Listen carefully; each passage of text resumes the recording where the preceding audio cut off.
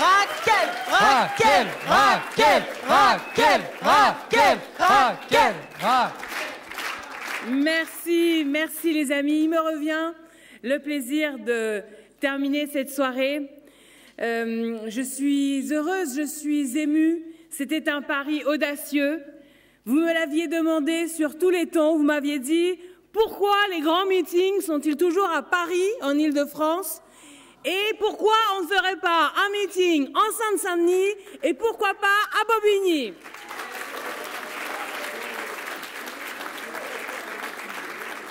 Et je veux particulièrement remercier mes camarades, mes amis qui sont venus ce soir à Bobigny pour parler. Ce sont des grandes oratrices, des grands orateurs, des personnalités populaires, des personnalités importantes, utiles pour tous nos combats sociaux.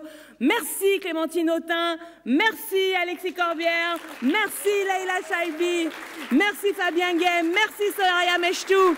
Et vous avez bien vu que nous étions actuellement dans l'hémicycle également. Et donc je remercie les collègues qui sont d'ores et déjà repartis siéger, car nous siégeons encore et nous y retournerons tout à l'heure. Boris Vallaud, François Ruffin, Éric Coquerel, le président Coquerel et Sabrina Sebaï. Merci aussi à tous les amis, les camarades militants qui ont organisé cette soirée, qui l'ont permise, parce que en Seine-Saint-Denis, nous avons, depuis le début de ce mouvement, organisé les uns et les autres des petites réunions publiques, dans des petites salles municipales, dans des cafés, des bars, etc. Mais ce soir, ce que nous avons réalisé, c'est le premier et le plus gros meeting de la campagne contre la retraite à 64 ans, ici en Seine-Saint-Denis. Et ça n'est qu'un début, car la Seine-Saint-Denis lève la tête ce soir pour dire non, non à la retraite à 64 ans. Je veux parler ce soir au nom de toutes ces femmes de la Seine-Saint-Denis qui tous les matins se lèvent pour prendre le métro ligne 5, la RER B, pour partir à Paris, pour partir dans l'ouest parisien, pour s'occuper des enfants des quartiers les plus riches, des personnes âgées dans les quartiers les plus riches, pour faire la sécurité, pour s'occuper des soins, de la santé des autres, et qui le soir reviennent fatigués, fourbus. Nous, les femmes de Seine-Saint-Denis, nous demandons du respect, de la dignité. Nous demandons à être écoutées. Parce qu'ici, l'enjeu, vous le savez très bien ici, c'est pas seulement 62, 63, 64 ans. Ici, pour avoir une retraite complète, on va jusqu'à 67 ans quand on est une femme. Parce que quand on est une femme, on n'a pas de carrière complète. Donc, rendu à 62 ans, on a une retraite misérable si on arrête. Et on ne peut pas se le permettre. Donc, on va à 67. Et même, vous le savez, les femmes de Seine-Saint-Denis poussent jusqu'à 68 ans pour aller chercher cette petite surcote. Vous le savez, la petite surcote à 5%, à 10%, voilà la réalité de ce que vivent les femmes de Seine-Saint-Denis. Voilà cette puissance qui doit se donner à voir. Et si j'ai un message que je voudrais marteler par-dessus tout, c'est un message qui vient du pays dans lequel je suis née. Le peuple uni jamais ne sera vaincu.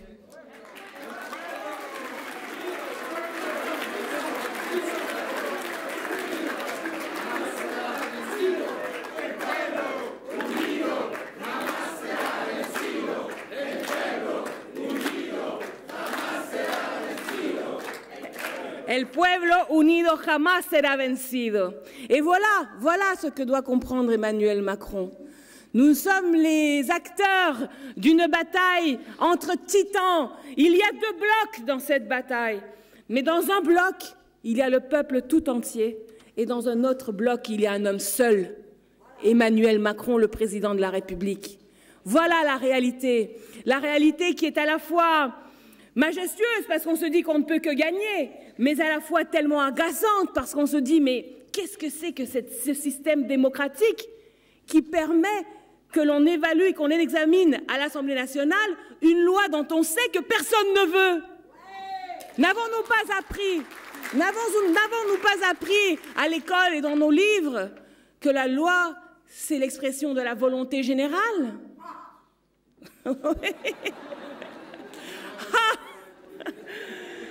Mais justement, n'avons-nous pas appris que la République, c'est le gouvernement du peuple, par le peuple, pour le peuple? Eh bien, je crois que c'est l'heure de le réaffirmer.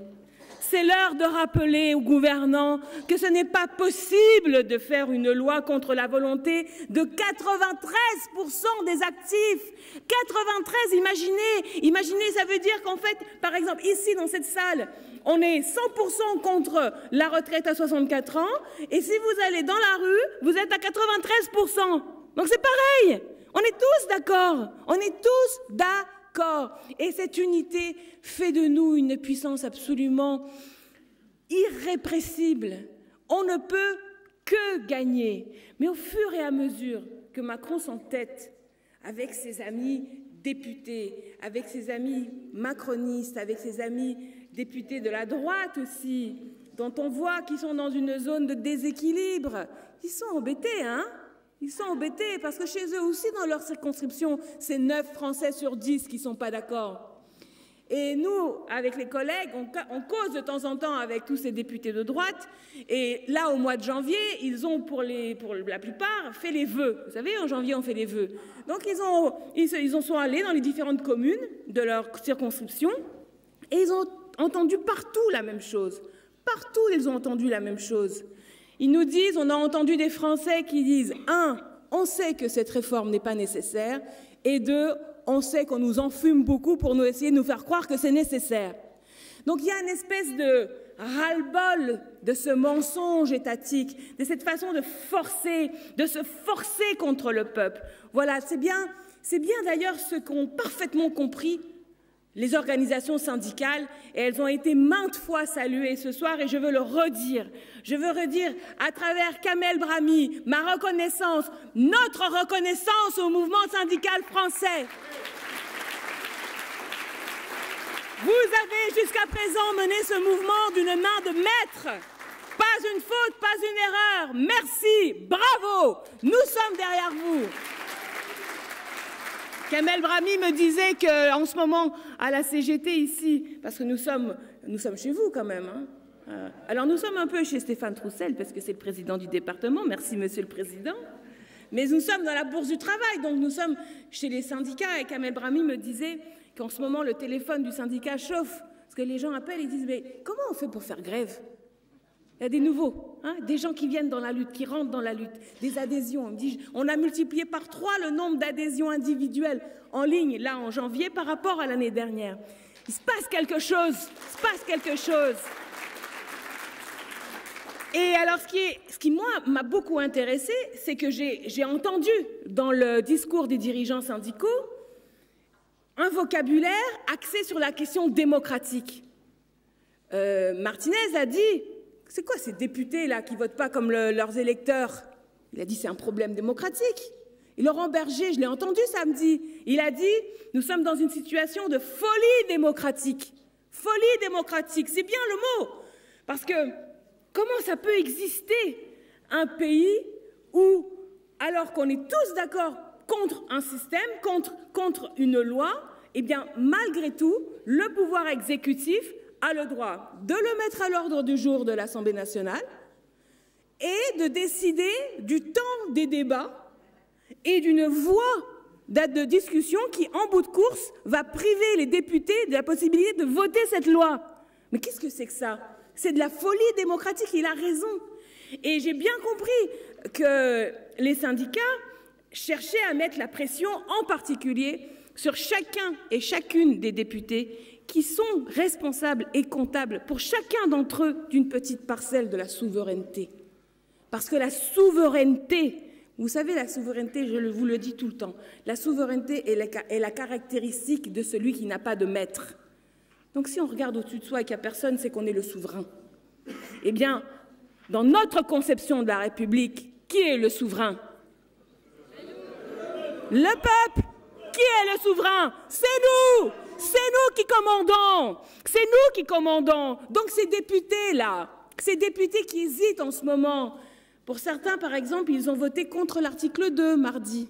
Hein? Ah, c'était intéressant. Ben, maintenant, il y a des listes. Des listes, on regarde. Qui a voté quoi? Qui n'est pas entré dans la salle? qui se planque un petit peu, qui s'abstient, parce que il ne faudrait pas se fâcher avec Macron, mais en même temps, il ne faut pas se fâcher avec Ciotti, puis en même temps, il ne faut pas se fâcher avec les électeurs. Voilà, il y a une pression populaire qui est une pression démocratique. C'est important. Mes amis, je ne serai plus très longue parce que cette soirée a été très longue. Vous avez vécu un petit peu ce qu'on vit un peu à l'Assemblée nationale en ce moment. Il y a eu 17 groupes d'action de la France insoumise qui ont organisé cette soirée. 17, merci. Merci les camarades.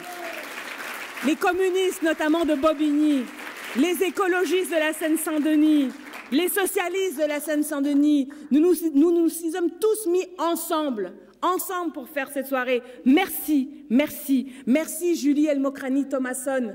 Merci Pascal Autret, merci Johan Salès, merci Rémi Choury, merci Wassil Bouskri, merci tous les GA, Bagnolet, Montreuil, Bobigny, Drancy, Le Bourget, Rony, Sevran, Romainville, Saint-Denis. Saint-Denis, vous êtes là. Merci. Ouais, le 93 lève la tête. On est là. Même si Macron ne veut pas, on est là. Et malgré le temps contraint dans l'Assemblée nationale, malgré cette constitution qui est en bout de course et on finira bien par la remplacer, vous verrez, nous passerons vite fait à la 6e République. Je vous le dis, mais on en parlera un autre soir. Je voulais vous dire qu'ici, nous avons vécu le Covid d'une façon très particulière. Parce que ça a été dit ici, pendant le Covid, on était nombreux à continuer de travailler, en fait. Donc, c'est ici qu'il y a eu le plus de morts. Et donc, c'est ici qu'on sait que la vie est courte. La vie est courte. Et jamais on laissera quelqu'un prendre 2 ans de notre vie. Jamais.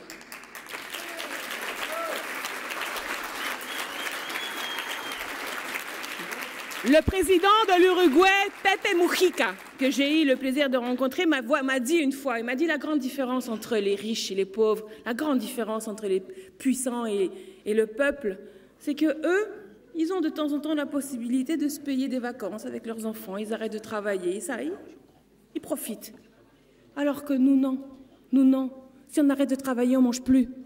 Donc il faut y aller tous les jours, il faut se lever tous les matins, tous les soirs, il faut se fatiguer.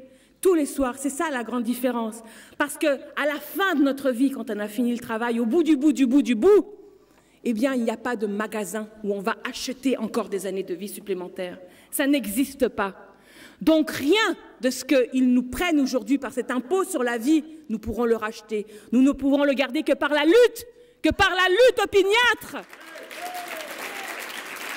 Nous ne vous laisserons pas nous prendre 2 années de notre vie, car notre vie est ce qu'il y a de plus précieux. Ce loisir de pouvoir se mettre au pied d'un arbre pour peut-être faire la sieste. Ce loisir de pouvoir voir nos enfants, nos petits-enfants, voir personne même, quand on a envie de voir personne. Voilà la liberté. Nous voulons être maîtres de nos vies. Comme nous sommes les maîtres en démocratie, nous voulons être les maîtres de notre temps. Voilà ce que nous allons affirmer. Et avec cette victoire contre Macron, nous obtiendrons derrière la retraite à 60 ans. Oui, parce que c'est à 60 ans qu'il faut partir, pas à 62.